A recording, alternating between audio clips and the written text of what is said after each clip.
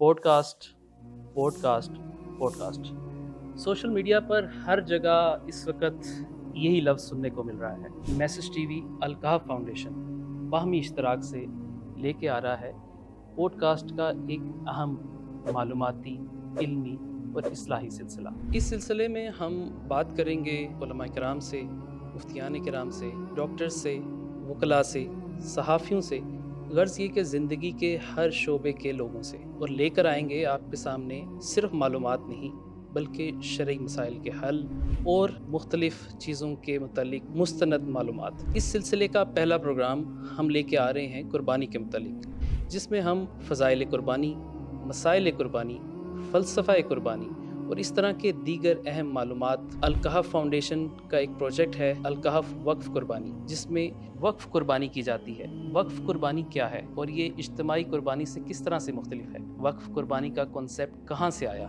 वक्फ़ कुर्बानी है क्या? वक्फ़ कुर्बानी का गोश्त किन लोगों तक पहुँचाया जाता है? कैसे पहुँचाया जाता है? ये लोग कौन हैं? इनको कौन सेलेक्ट करता है? और ये सारा सिलसिला शुरू कब और कैसे हुआ?